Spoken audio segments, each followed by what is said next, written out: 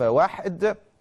والزمالك بيستمر في مسلسل الانتصارات منذ أن بدأ، سواء على المستوى الأفريقي أو على المستوى المحلي. لم يتعادل إلا مباراة وحيدة مع فريق تشاد هناك في وسط درجة حرارة 45، ولكن إحقاقا للحق المستوى في النازل. مستوى لعيبة الزمالك كانوا في بداية الموسم بيأدوا مباريات رائعة، بيأدوا أداء رائع، بيضيعوا فرص بالجملة، أداء مميز في وسط الملعب، فوز مستحق. أما الآن تغير الشكل، حتى كمان في بداية المباريات كان في بعض الظلم التحكيمي للاعيبة نادي الزمالك، من ضربة جزاء غير صحيحة تم احتسابها، من يعني كرات كثيرة مش عايز أتكلم تم احتسابها ضد نادي الزمالك، ولكن كانوا يفوزوا في النهاية. مفيش أي مشكلة وبيفوزوا، مفيش أي مشكلة بالنسبة للزمالك. النهاردة بعض الأخطاء التحكيمية من وجهة نظري، يمكن أنا للأسف دريم لا نمتلك الدوري العام، ولكن عايز أقول لكم إن يعني جدل كبير جدا على الهدف الثاني اللي تم إحرازه من قبل محمد إبراهيم. الكرة تخطت ما تخطتش، تخطت ما تخطتش. يمكن أنا من وجهة نظري إنها يعني الوهلة الأولى كده لو شوفها بتشوف إنها لم تتخطى المرمى، ولكن لو شفناها بعد كده واللي بيعيدوها هتشوفوا دايما ان خط المرمى بيبقى مع القائم، يبقى القائم محاذي ليه.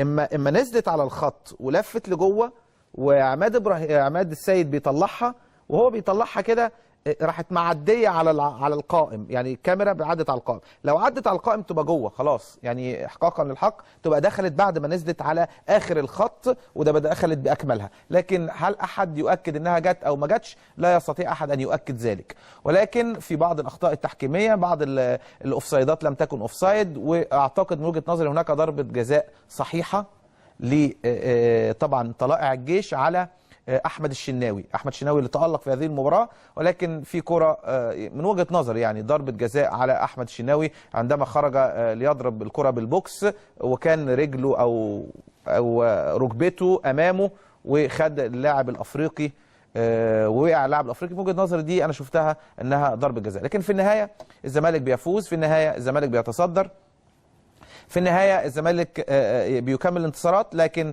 تغييرات غريبة جدا من فييرا. مش عايز اقول حاجة، يعني عايز اقول لكم دي اول مرة في الدور الاول الزمالك يفوز على طلائع الجيش، يعني ما حصلتش قبل كده في الدوري ان طلائع الجيش الزمالك فاز عليه في الدور الاول، ولكن الزمالك يفوز احقاقا للحق. هل طلائع الجيش يستحق التعادل، يستحق الفوز؟ طلائع الجيش كان سيء للغايه النهارده في مباراه النهارده، المباراه اقل من المستوى المتوسط، مباريات كانت ممله جدا، ممله جدا جدا جدا. يعني في بعض اللاعبين يعني من وجهه نظري بعاد عن مستواهم. احمد عيد عبد الملك من وجهه نظري لم يقنعني النهارده. حازم امام برضو دائما يقنعني عندما ينزل الشوط الثاني، عندما يبدا يتغير الوضع. محمد ابراهيم حاول، ولكن لم يكن برضو محمد ابراهيم عندما نزل. يعني احمد حسن بيحاول، ويكفي ان هو في هذا السن بيستطيع انه يقاوح وبيستطيع ان هو يحرز اهداف مهمه. عمر جابر برضو حاول، ولكن في النهاية الوقت لم يسعفه.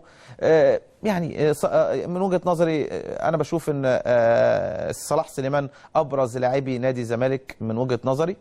صلاح سليمان كل لعيبه مستواهم عادي جدا النهارده، سواء اللي نزلوا او سواء اللي ابتدوا، صلاح سليمان ابرزهم، دي وجهه نظري. احمد الشناوي عوده حميده بالنسبه له، لكن كان لابد ان يكون هناك سرعه خطوات في الكره اللي دخلت مرماه من جمعه مشهور، هدف رائع وجميل من جمعه مشهور. ولكن ايضا اعتقد فورمه المباريات هتجيب احمد الشناوي، ولكن عنده ثقه في نفسه. يعني في النهايه الزمالك يتصدر مجموعته النهارده.